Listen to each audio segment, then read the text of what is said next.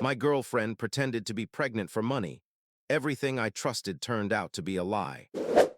I never imagined that I would find myself in such a position, where the trust I had built over years with the woman I saw as my future wife could completely crumble due to one random discovery that happened on a cloudy autumn evening, as I was driving home from work to the apartment, and suddenly noticed a notification on my smartphone from a real estate company. A notification that at first seemed like a routine transaction confirmation, but upon closer inspection, I realized it mentioned the name Olivia, my Olivia, and the address of apartments she was supposedly renting for herself. However, the details and amounts in the document were so precise that they left no room for doubt. She was purchasing housing using my funds and, worse, taking out a loan in my name. I just froze in the lobby of my residence, gadget in hand, gripping it as if it were about to explode, while my thoughts jumped from shock to rage, from betrayal to complete confusion, trying to comprehend how I could have missed the signs that were obviously there all along, masked by her smiles, her quiet phrases like, "You mean the world to me, David," and her tender touches, which I now perceived as tools of cunning manipulation. Every hint, every trait of her behavior that I took for expressions of affection and care now seemed part of a well-thought-out tactic aimed at squeezing the maximum out of me. I couldn't believe that the person with whom I shared the most intimate moments of life had managed to simulate a pregnancy to get me to buy her housing, and I felt something crack inside me, as if my faith, my conviction in people that I had nurtured since my youth, simply evaporated in an instant, leaving behind a feeling of icy emptiness. I remember sitting on the sofa, clutching the notification in my fingers, and each thought was like a heavy boulder in my mind, as I tried to rationally grasp how the person I adored could so masterfully hide the truth, how she managed to turn every good deed of mine, every care for her, to her own advantage, leaving me trapped in her plan. The longer I stared at the numbers in the document, the clearer it became that this wasn't a simple mistake, not a coincidence, and certainly not a misunderstanding. It was a skillfully designed intrigue. My mind spun as I tried to piece together all the events of the past weeks. Those unusual conversations about how we need more space, her hints that a children's area would be more convenient in a separate house, and her regular requests for help with financial trifles, which now appeared in a different light, for each such request was an element of a grand scheme aimed at having me sponsor her secret steps. I tried to recall if there was even one episode where I felt genuine sincerity, but the harder I tried, the more clearly I saw that every conversation, every message, every grimace could serve as tools, part of a game where I was the pawn and she the grandmaster who knew how to dissect me better than I knew myself. I asked myself why I hadn't caught on earlier, how I could trust a person who so skillfully exploited my emotions, my feelings, and my attachment to achieve what she wanted without taking any responsibility for the outcome. This thought was especially tormenting because I realized that it probably wasn't just an intrigue for the housing. She was probably toying with my life, my expectations, the visions I had created of our shared path. Now those visions crumbled to dust like fragile card houses that I had so carefully built, and I felt completely isolated in this realization. And it was at that moment, as I sat clutching the papers and felt everything turning upside down inside me, that I understood I needed to act with extreme caution, because a direct confrontation could destroy not only our relationship forever, but also my own mental equilibrium. If I raised the issue too impulsively, if I immediately hurled accusations at her, I might lose self-control, and worse, she might have already prepared a defense script to turn everything against me, accusing me of paranoia or excessive jealousy. I realized this would be just the start of a long, exhausting, and risky game that could upend everything I considered my life. That's why I decided to first gather evidence, examine all the documents, check all the texts, analyze her actions over the past weeks, and only then take action because every wrong step could lead to total collapse. After grasping the scale of the betrayal, I understood that I needed to act with maximum caution, because any haste could ruin everything irreversibly. My internal struggle only intensified from the fact that Olivia, with her usual light smile and charm, could easily turn the situation against me by declaring that I was just a suspicious type jealous of his own shadow. I realized that in such a game I needed strategy, not emotions, because if I acted blindly, I would lose everything, including my self-respect and the chance to ever regain my faith in people. That's why I decided to start with the most basic but simultaneously the most crucial step. Gather all the documents, calculations, dialogues, and any evidence that the apartments I had learned about were purchased or rented secretly, and with my involvement even through hidden intrigues. I created a special folder on my laptop and began organizing everything related to Olivia and her actions over the past 6 months. Chat texts, email correspondence, notifications from financial institutions and real estate firms, as well as screenshots of conversations that I once considered routine, but now looked like calculated moves designed to convince me of her innocence and natural need for apartments. The deeper I delved, the more clearly I understood how meticulously she had planned everything, from minor hints to outright simulation of pregnancy, which now seemed aimed at awakening in me a sense of duty and accelerating the housing acquisition process. Every file I reviewed, every screenshot I studied, felt like a slap in the face.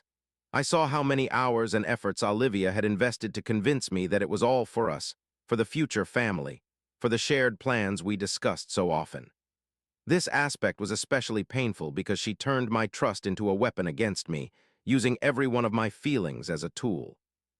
I sat in my New York residence, gazing at the rainy metropolis through the windows, feeling a combination of anger, betrayal, and complete confusion building inside me, and I realized that the next move had to be decisive. I decided to conduct a small investigation, contact the real estate firm and clarify the details of the transaction mentioned in the notification I had accidentally noticed. But I knew that if Olivia found out about it prematurely, she might try to cover her tracks or even use some clever tricks to convince me it was all a misunderstanding. So I acted secretly, trying not to leave any hint of suspicion. When I finally got through to the firm's specialist, I heard what made my heart freeze. The apartments were indeed registered in my name, and the transaction date fell during the period when I was completely convinced everything was fine. This meant only one thing. Olivia had deliberately exploited my trust and my status to carry out a deal that could cost me tens of thousands of dollars if I hadn't noticed it in time. After the call, I returned to the apartment, sat on the sofa, and for the first time in a long while allowed myself to just reflect, because only two scenarios swirled in my head. Confront, directly face Olivia, or continue, keep secretly gathering evidence to hold all the cards. Each scenario was risky. Direct confrontation could lead to an episode I couldn't control, while continuing surveillance meant spending more time but gave the opportunity to prepare for the key move. I chose the second option, because I understood that emotions were the worst advisor right now. In those days, I tracked her steps, tried to discreetly check emails, financial reports, and even the smallest hints in her behavior, analyzing every conversation, every detail, trying to build a logical sequence and understand how far she was willing to go. The feeling of betrayal was so powerful that I feared trusting even my own feelings. The more I observed, the clearer I understood that Olivia was a person who knew how to play with others' emotions like a chess master. And every smile of hers, every expression of "you mean the world to me, David," carried its own hidden meaning that could now only be deciphered through impartial analysis. Every morning began with monitoring notifications from financial institutions and firms. Every night I reviewed the events of the past day, trying to catch any trifle that could illuminate her true intentions. Gradually, I began to understand that my entire life with Olivia had been a game where I was the pawn, and this idea weighed on me more intensely with each hour. But at the same time, I felt an unusual sense of control, because now I had facts, evidence, and I realized that the next move wasn't an emotional episode, but a calculated step that could finally demonstrate who was really intriguing and who was becoming the victim. It was this sense of strategy and internal control that gave me the energy to hold on and continue the investigation, despite the internal torment and the feeling of betrayal that grew sharper with each day. With each day, I delved deeper into the investigation, and the feeling of betrayal was so intense that I began to notice how even the most routine things we did together with Olivia now looked different. Every glance of hers, every expression, every laugh became indicators that I started decoding like a code, behind which hid the real tactics of her intrigues. The more I delved, the more I understood how meticulously she had thought everything through, from minor tricks like discussions about a fleeting pregnancy in an acquaintance, and the need for separate space, to actual simulation where she portrayed pregnancy symptoms to convince me that acquiring apartments was our shared need, our future that we were building together. Every new piece of evidence I accumulated made me feel both rage and cold composure simultaneously, because now I understood. Emotions would be my enemy if I allowed them to dictate my steps, while a calculated approach was my only chance to bring everything to light and preserve at least a shred of my self-respect. I saw that Olivia was ready to exploit every detail, every vulnerable moment of mine, to make me act in her favor, and this realization became both destructive and stimulating for me. Destructive because my world turned upside down, and stimulating because now I had a goal, to show her that I wasn't just a pawn in her game. I decided to act gradually and in detail, compiling a comprehensive plan. First, gather the final evidence of the apartment acquisition and all her contacts with firms. Then find witnesses, people who could confirm that Olivia had prepared the pregnancy simulation in advance. And after that, organize a meeting where I would present everything I had gathered, not allowing her to escape the consequences or even think about justifying herself or turning the situation to her advantage. Now I had all the information, the full background, and she could no longer hide behind a smile or charm. When the day of final verification came, I went to the real estate firm, where with the help of a friendly but vigilant specialist, I collected duplicates of all contracts, receipts, and transaction confirmations. I noted that every file, every stamp, every signature seemed to scream that Olivia had deliberately exploited me and my trust. When I returned to the apartment with this battle kit of evidence, I felt an unusual relief, because now I had a plan of action, and the internal tension, though not gone, became controllable. In the evening, I invited Olivia for a conversation, carefully choosing the location and time so no one could interfere. When she arrived with her usual smile, I noticed that this time it was a bit stiff. Perhaps she sensed that her game was nearing its end, but didn't yet realize the extent of what I had understood. I started the dialogue calmly but decisively. I laid out what I knew, presented duplicates of files, screenshots of dialogues, and receipts. Every gesture of hers, every attempt to brush it off or reduce the conversation to emotions, only confirmed her intrigues to me, while I remained composed, fixing every fact, every admission, every detail that could serve as evidence. She tried to justify herself, claiming that it was all for us, that she didn't want to hurt me, that it was all for the future. But I no longer listened to justifications because now words had no weight. Only facts, files, evidence mattered. I told her directly that any attempt at intrigue was now over, that the trust was destroyed, and that the consequences would be significant because I wouldn't allow myself to be exploited anymore for someone's whims. At that moment, I felt an unusual combination of freedom and bitterness, because I understood. Our saga had ended, but now I controlled at least my own steps and could build a future without deception. After that meeting, I decided that it was important not only to end things with Olivia, but also to protect myself legally. So I contacted a lawyer, gathered all the evidence, and prepared a formal appeal to the real estate firm to cancel or contest the apartment acquisition that had been arranged under influence and intrigues. Every step was calculated to leave no chance for further maneuvers on her part, because now I knew. Any attempts could be repelled and confirmed, and this gave a sense of internal power that previously seemed unattainable. Over the following weeks, I recorded every message, every step of Olivia's, observed her behavior, consulted with the lawyer, and gradually the situation came under my control. The feeling of betrayal gave way to the sensation that I had finally escaped the mental trap I had been lured into. Although emotions still raged inside, I felt ethical satisfaction. The truth was on my side, and the intrigues were exposed.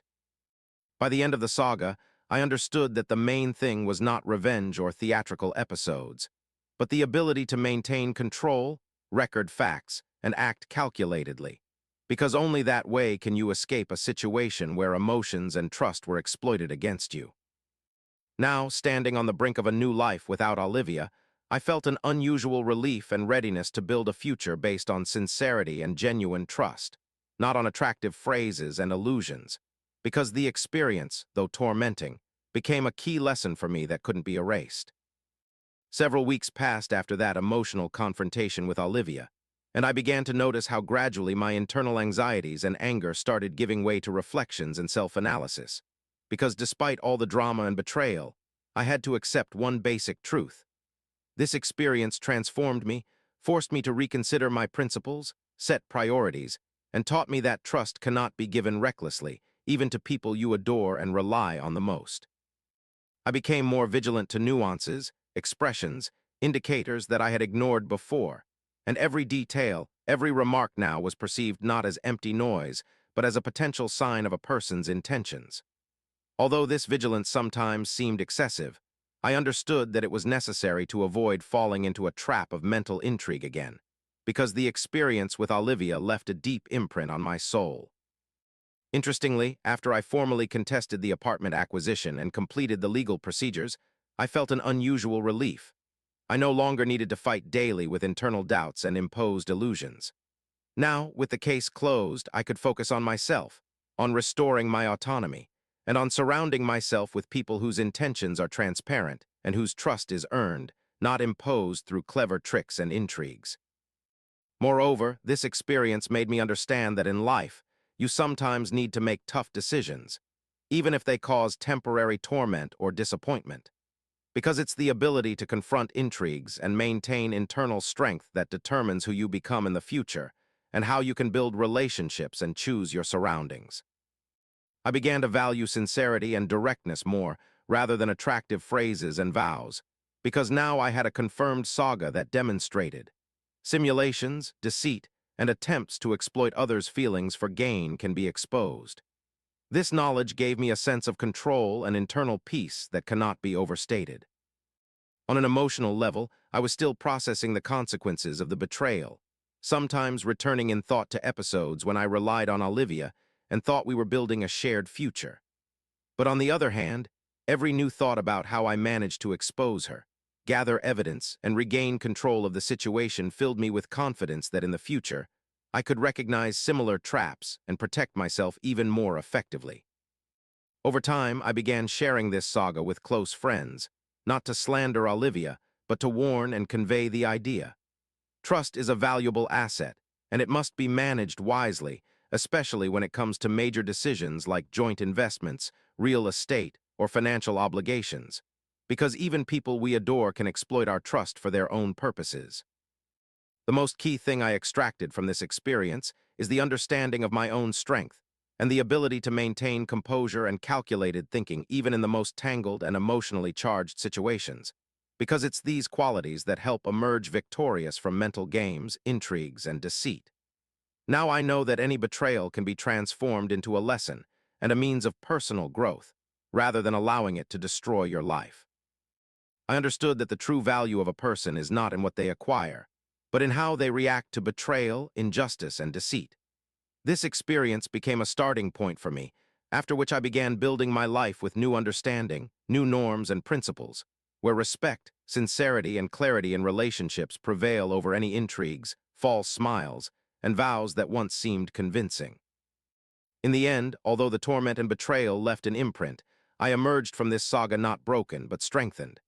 I learned to recognize deceit, protect my interests, and make tough decisions for my protection and future. Now I can look to the future with confidence that I will never again allow anyone to exploit my trust as a means for personal gain, because the experience with Olivia made me stronger and wiser. And although this chapter of my life has ended, it left in my memory a key lesson. Trust is not a gift that can be given without looking back, but a responsibility that requires vigilance, the ability to observe, analyze, and draw conclusions. Now I know that my ability to confront intrigues, maintain internal strength, and act calculatedly is my main asset, which will help me build a genuine life based on sincerity, respect, and real mutual understanding.